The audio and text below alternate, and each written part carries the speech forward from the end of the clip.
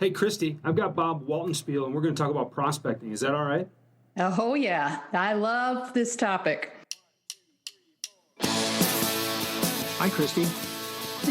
Hi, Jeff. We're recording now. The many hours of conversation you and I have had, Yeah. we've had probably half of them that haven't been recorded. You know what we should do? We should start a podcast. You think? Let's call it the why and the buy. All right.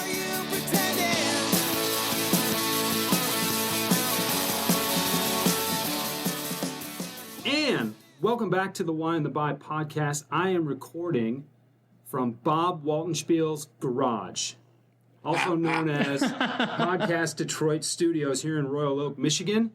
Christie, how the hell are you today? I'm doing great. I'm loving your background of like gray and green foam. It looks fabulous. Looks very professional. So I want to ask Bob, are these soundproof panels, are they black and green because that was your logo, or is your logo black and green because these panels are black and green? Logo green was first. Okay. Yeah. So how did you find it to match? Kelly Green. It's not that difficult. So Not everything requires a committee, right, Bob? Right. So how did you find a place to buy soundproof bars from? Did you have to do any prospecting? Did someone prospect you to do that? Absolutely not. No, Foam Factory online. 2-day free shipping. Plug for Foam Factory. Not a sponsor of the Wine and the Buy podcast. Christie, this is part 2 of our 5-part prospecting kind of series that we're dropping in here, sprinkling in, if you will, along this podcast in between our interviews. And Bob was gracious enough to join us here. And Bob's a sales guy, been a sales guy for a long time, does really, really well, and has some interesting perspectives on podcasting, but on prospecting as well. And prospecting is one of those things that most salespeople find to be the most arduous thing to do, yet keeping the pipeline full is how you succeed in selling. So why is it, do you think, Christie, that we have such a hard time doing the most essential things as it comes to growing our business? Well, I think we try to be a little too perfect in our approach sometimes. I think we give it a little too much thought. You certainly need to give some thought to what you're doing. You need to make sure that you understand your product, yourself, the value that you bring, and the buyer that is ultimately your target. But at the end of the day, you kind of just need to go out and do it. We spend so much time kind of analyzing what's the right lead time, should the pipeline look like, how should we prospect, and ultimately, the best prospectors are people who don't actually even call it that, right? They just go out and do it. I totally agree. It's the lifeblood of sales, and sales is the lifeblood of business. And there has never been a problem in your business that couldn't be solved by more revenue coming in. And the more people I talk to, the more that becomes clear. But one of the things that we've talked about in the past are these 5 keys to effective prospecting that go along with my ebook, and it's one of the bonus materials, and I think it's just such a valuable thing to talk about.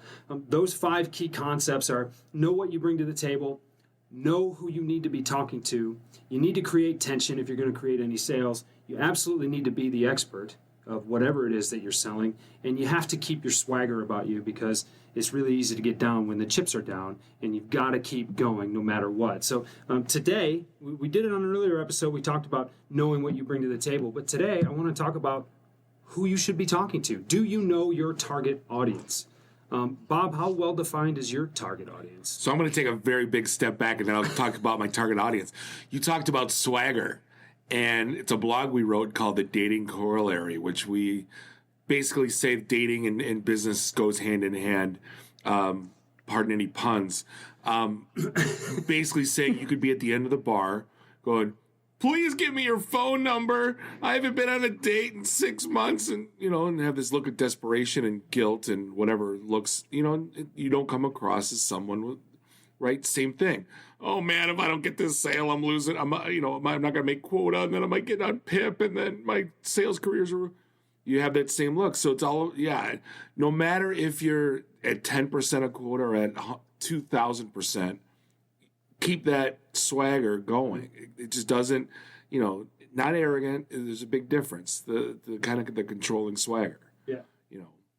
It's a huge deal for me. That's why we talked.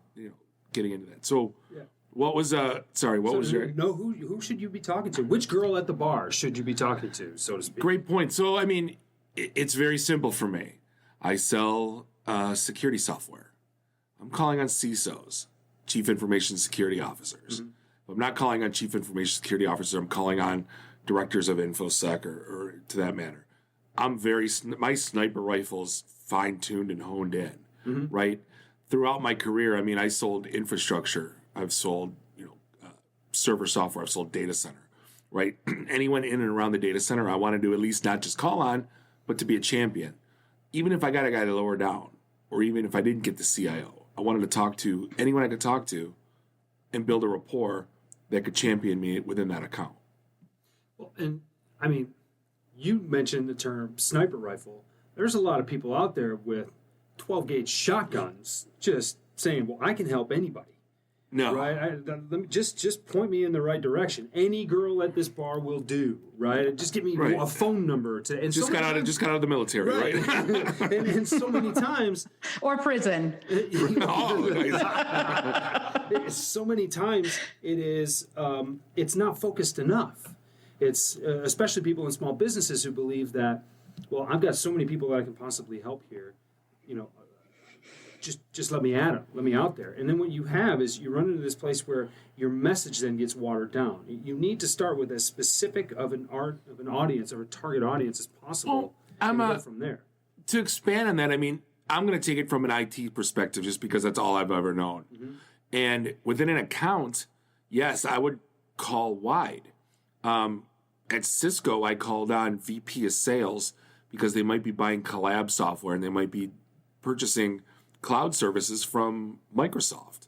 I might be calling on the CFO, talking to them about value and brand proposition. Then I might be talking about IT, talking about, look at those blinking zeros and those green blinking lights, how amazing,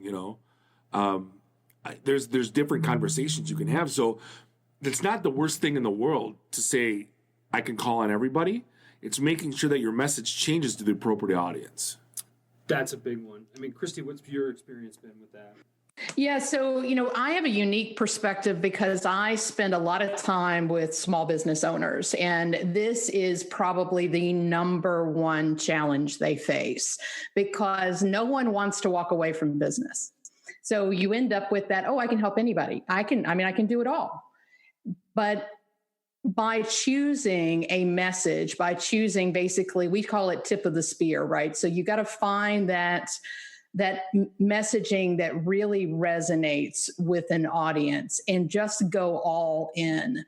And then, by the way, you'll have some collateral damage, right? So you'll have some stuff that will fall out that didn't fit that message. You're not saying by choosing a message and by choosing a niche to play in, if you want to use an overused term, you're not saying I'm not all things to all people.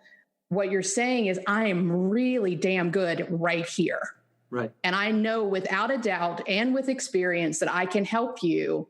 And so you're going to have other people coming in that don't necessarily fit that description perfectly. That's fine. You just have to be able to tell that story effectively. And I suspect, Bob, over time, your ability to talk those different topics with a different audience morphed, right? So you started off with one, and then you developed another, and you developed another. And as you got more comfortable in those conversations, then maybe you had a multi-pointed spear, right? So then you're still a tip of the spear in that approach, but you're not necessarily saying, I'm going to exclude everyone else in this process.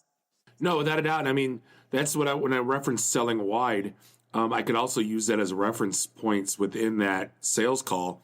Talking to the technical lead, I can say, hey, I was just talking to your CFO. One of your main directives is to purchase on OpEx, for example. So let's talk about possibly shifting some of this infrastructure into cloud infrastructure and moving, and fulfilling his wishes. Oh, I didn't know that. Right. So change the way I would call on. So I want to know as much as I possibly can wide in that account, just so I can tailor my message to the appropriate people. But ultimately, it's still about tailoring the message to appropriate people, right? And so Correct. other people, I mean, it's understanding who those appropriate people are. And there are people who go out there and just knock on the door and say, or pick up the phone and just say, I've got this thing, it's going to be the greatest thing in the world. And they may not be talking to the right person. They may not know how to ask for the right person to talk to. Well, and the worst thing is, who's the appropriate person to speak within your organization? Right. You get the middle finger. Yeah. Flat out. Yeah. Come on, man. Like, like this day and age, come on. So we're going to talk a little bit about doing the right research to understand within the companies. We're going to talk about that a little bit later in the episode. I know we've already kind of hinted at that earlier in our discussion here, but understanding who that message needs to be delivered to is paramount. Because if you're casting a net far too wide, the message that you need to deliver is going to be watered down. Because if you're trying to please everybody, you're going to thrill nobody. And, that's, I think, a concept that gets lost in a lot of people. Or there are a lot of reps, especially new sales reps, who go out there and say, here's the message that my marketing department gave me. And these are our biggest features and our biggest benefits. And this is what I'm going to go out and talk about. But not being able to then relay those benefits to the person they end up needing to talk to. There's no specificity there whatsoever. And I don't know how many times the marketing department doesn't, especially people on the inside, in-house, if you will, they don't spend any time in the field with the reps or on the phone with the reps, understanding how that message even needs to be tailored. There's just so much bland messaging everywhere. So this is an interesting segue into, so my very first sales job was in 1997. They plopped me down in a data center and said, go sell colo, right, and big internet pipes. Sure. And I took all the marketing jargon and I made my cold calls, and I had KPI to make 50 calls a day. So instead of going to these networking events at night, I hung out with all the engineers from the companies that bought from us, going, why'd you buy from us? What are you doing? Explain to me what this does, right? And they love talking about their stuff. And what I gathered was, hey, we're one hop from the Chicago nap. I'm not trying to get technical, but it was a latency thing where you had the best latency out of any provider. Great, write that down. So now when I'm calling on people, going, hey, our customers boast that we have the best latency of any provider in town. It became a sales point that wasn't articulated from marketing. Right. So everything I learned was from engineers that hated sales guys. And that is a perfect segue, because the next bullet point on my list here underneath those 5 big topics is, why would those customers buy from you? Have you spent any time with your current customers asking why they're buying from you now? Have you spent any time with your prospects in a non-selling environment, right? Like I could go to this networking event, or I guess I could go drink a couple beers with the people I actually work with and serve. What can you learn in that process? And that's a question that not enough people are asking. Absolutely. And I love the fact that you went to your current customers. Jeff, you and I talk about this all the time. If we're ever doing a Gittimer training, that's one of the very first things that we talk about. How many times have you gone to your customer and asked them, why are you doing business with me? Don't assume you know that answer, because chances are you're going to put your own, your lens on the statement. Get the customer to tell you in their words, because even though you think you have a handle on why they're buying from you, there's always some extra little nugget of information that you're going to get. So I love that story, Bob. It really speaks to what we try to teach people to do more often. It's just, you got to have the conversation. Prospecting is not a one-time event. You have got to do it over and over and over. And it's got to be kind of ingrained in who you are. It's how you interact with people. If I go talk to the mailman, I may be prospecting, because you don't know who the mailman knows that may be connected in some way, right? So that's, I think the going out and hanging out with the people who use your stuff on a daily basis is one of the best ways to build that rhetoric, or build that language of what is it that you bring to the table. Well, spend some time in the trenches is what it means. Dig in. Whether it's visiting your customer's place of business, or whether it's just buying them a beer after work. Saying, how is this working? How is it not What are you running into that you didn't expect you would, whether it's with your product or with another product? And that gets into this concept of, especially at the small business level or at the business to business level, understanding on a bigger scale how your solution is going to impact their business as a whole. Because it used to be that you could just talk about profit. You used to be able to just talk about cost savings, and how cost savings would refer to profit. And now as we're trying to sell more complex solutions, more bundled solutions, we talk about profit specifically, even though the costs might go up. And now it's about understanding more and more of their business. And I heard the term today, customer acumen, in addition to business acumen. Do you have empathy for what that person is up against, maybe outside the dollars and cents and the logistics of the company or the corporate environment that they're working in, but do you know what their hurdles are? Do you know what their challenges are? Do you know what's easy for them? Can you make the easy things easier? Can you make the harder things easier? Do you understand? I mean, just empathy is, I think, just an overlooked aspect of selling today. And then that kind of leads me into bullet point number 3 here on my list, which is, why wouldn't they buy? Is your biggest competitor their daughter-in-law? No, it's doing nothing. Oh, no, of course. No. The yes, great answer. Status quo, right? But I mean, what if the person that you've got an RFP or you're selling against somebody and you realize that this customer of yours, this prospect of yours, is the nephew of your biggest competitor's sales rep? That's one of the key to sale, to know when to fold them. Right? Yeah. Kenny Rogers taught us when we were little kids. Know when to walk away, know when to run. Some little than others. You got to count your money when you're sitting on the table. No, but in all seriousness, knowing when to walk. Like, we just had our first QBR that I attended with the company I'm with now. And we said, hey, you're classifying customers into there's 3 categories that we classify. Sophisticated, unsophisticated, and I don't effing care. Right? And some guys, I love to build the Taj Mahal. I have the budget to build a Lincoln Logs house. Whatever you got that can fix whatever I am doing, I don't really care because I can't. Right. And I mean, just understanding what their constraints are. It's, I've been told before that I sold a Lexus in a Chevrolet market. We just don't need it. It's not that we don't see the value. That'd be great. We do not have the resources to buy what it is that you're buying. I do not drive a Mercedes. I will probably never drive a Mercedes. They're really nice automobiles. Yeah. I'd rather spend $80,000 on something else. Well, it's an interesting progression in my career because I worked for HP and I also worked for Cisco. HP was a value play in the products I was selling. Mm-hmm. Cisco was the Lexus, and I worked for both. So it's interesting how my sales pitch and who I called on and what I talked to them about completely 180'd. And I wasn't wrong in either way. It was who I was calling on, right? I avoided the Cisco religious battles. I avoided the people that were in love with the product, right? Because I knew I wasn't going to fight with that, right? So I went where I thought I was going to get the highest percentage of wins, right. Again, kind of narrowing that target audience to a place where you really could deliver something valuable to them with the most impact. I knew I wasn't going to win at General Motors, but I'll be damned if I'm going to lose at Utica Public Schools. Right.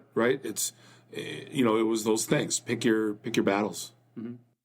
Well, and understanding, doing that research ahead of time, that's so critical. I mean, there's nothing worse. Even though we talk about prospecting being a conversation and it needs to be kind of in every fiber of your being, if you're not prospecting and doing research on the prospects that you're going after, understanding what's going to motivate them, then you're wasting your time. And there's an interesting point you bring up with prospecting, and I put salespeople in almost 2 categories. You have your John Rambos and you have your Sergeant Holkas. Right, Sergeant Hulka's building an army. John Rambo's off doing his own thing, and I think you have to determine. There's no right or wrong answer. I always knew I was a Sergeant Hulka.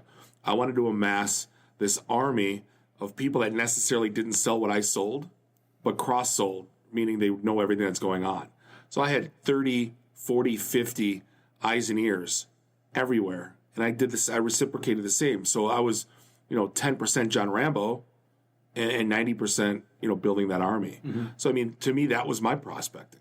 It wasn't looking at Crane's lists. It wasn't, peeling white pages out and calling down numbers. It was it was educated. It was what was my quickest path?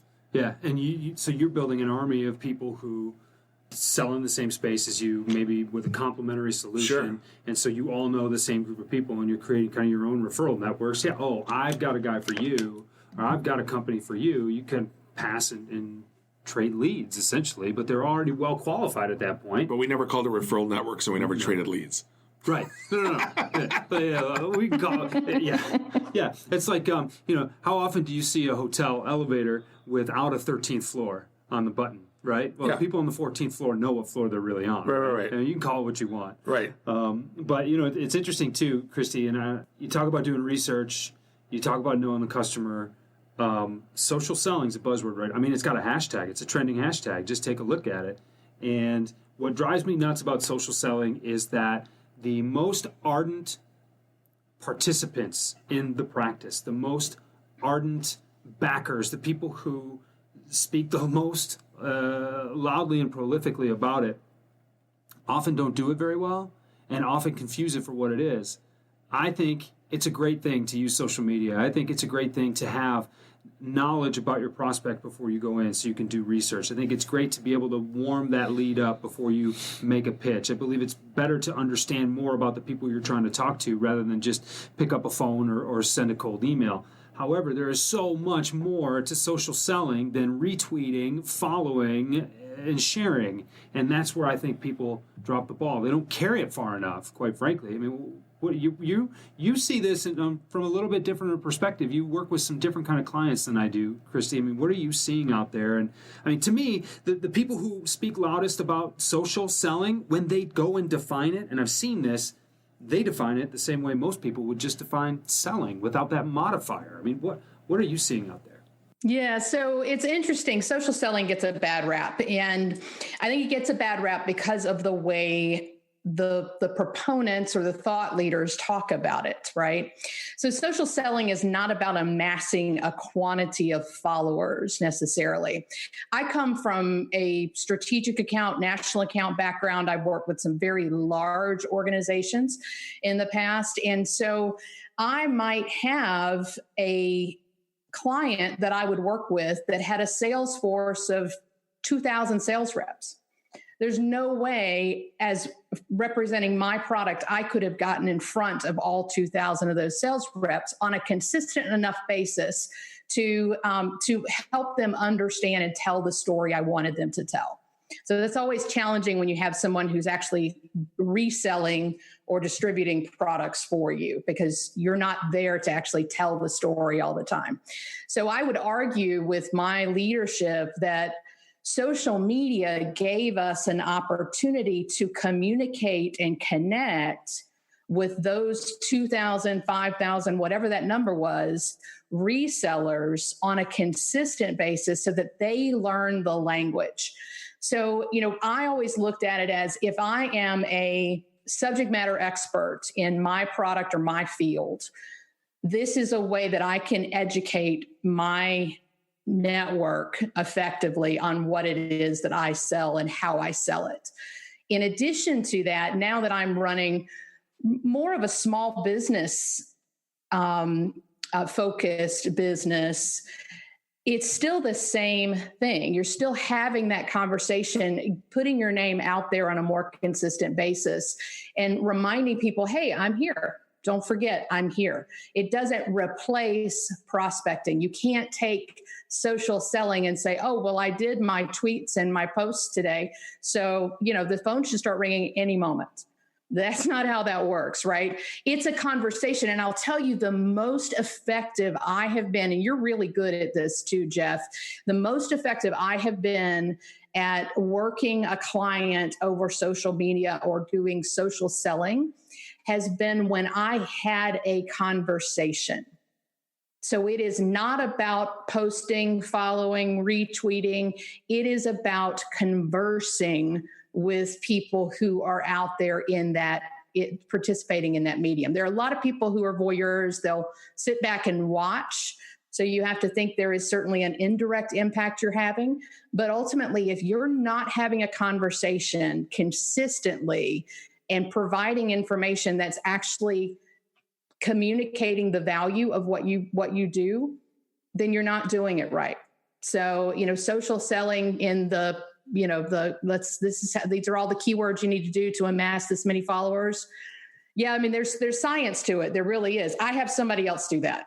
I can't learn it. I can't go out and learn all of that. So I've got someone who does that for me, but it's a race you can't win. There's someone out there. You can't compete against someone who's got a team of people doing that for them. And I think the point is being missed too. Like, there's a difference, and that's where marketing comes in, and putting yourself out there, creating a space where people are going to find stuff about you. Bob, you talk about the blogs that you've written and things. Yeah, go look at that blog. Go look for that stuff.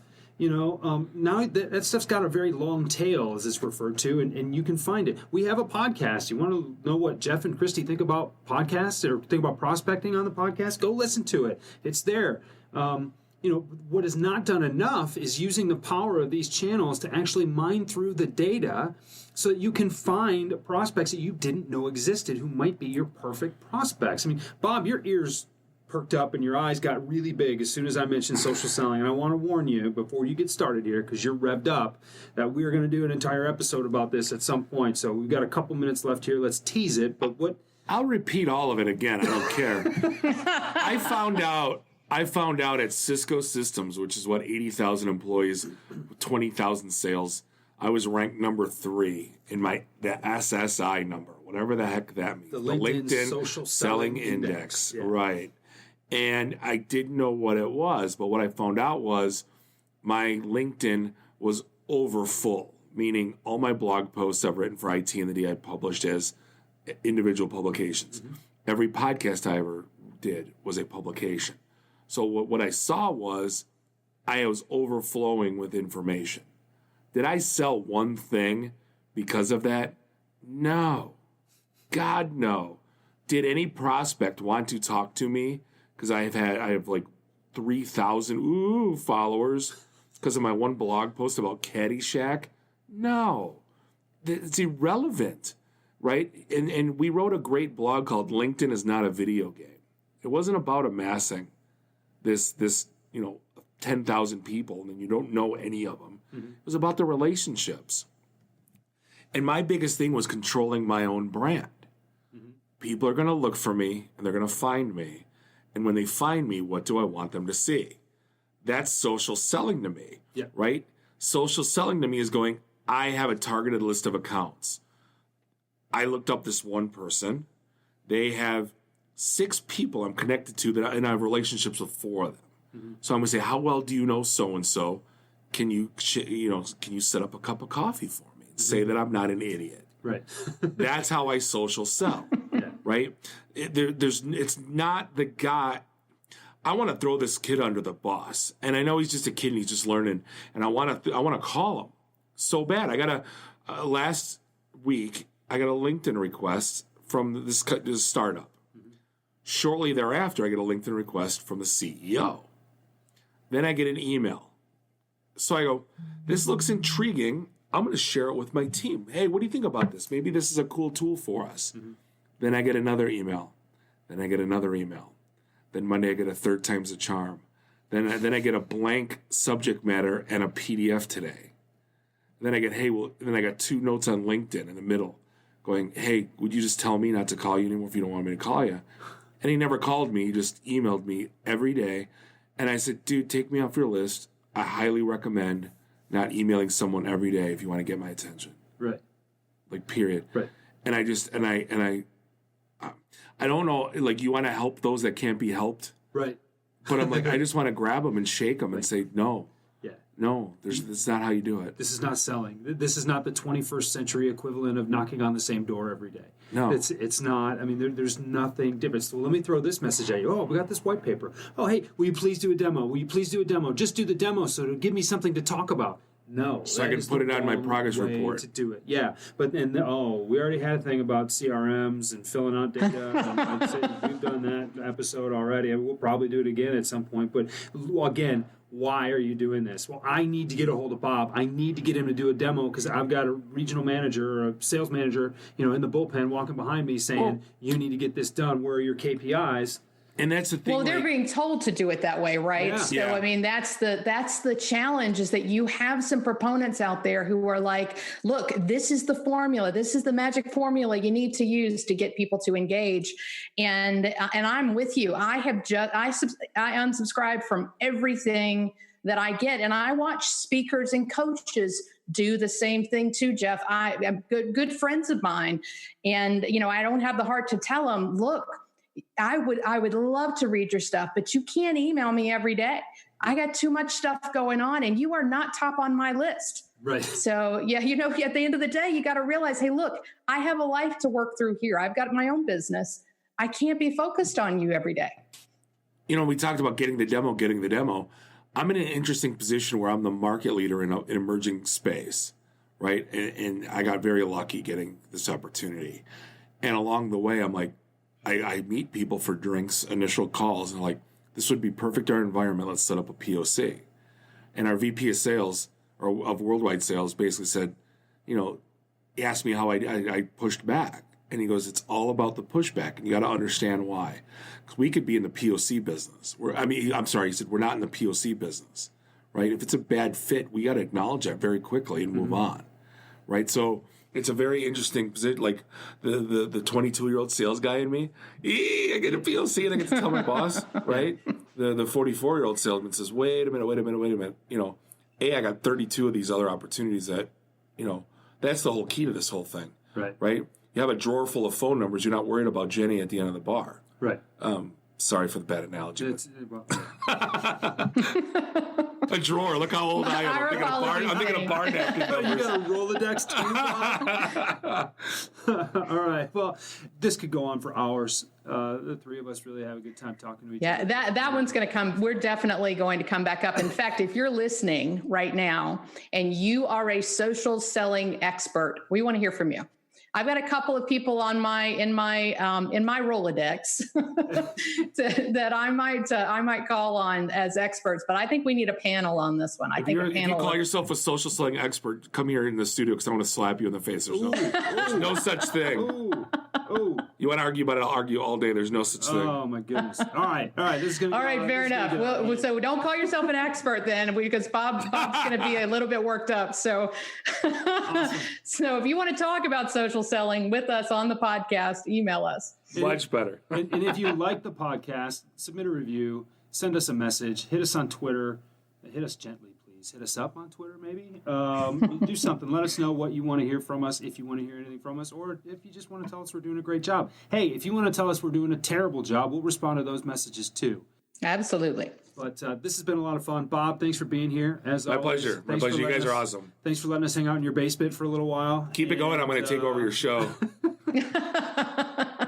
I love it. And thanks, everybody, for joining us. Christy, when you know your whys. Your hows and your whats get much better. And Bob cringes every time we say that. It's awful. Awful. Thanks, everybody. We'll see you next week.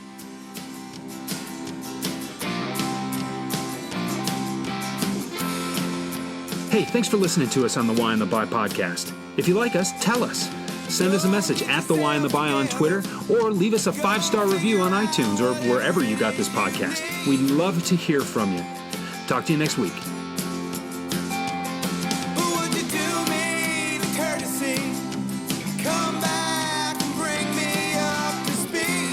How about the music on this podcast? We call them our house band, they call themselves Haskins, and they're based out of Plymouth, Michigan. If you want to hear more from them, go to haskinsmusic.com and check them out.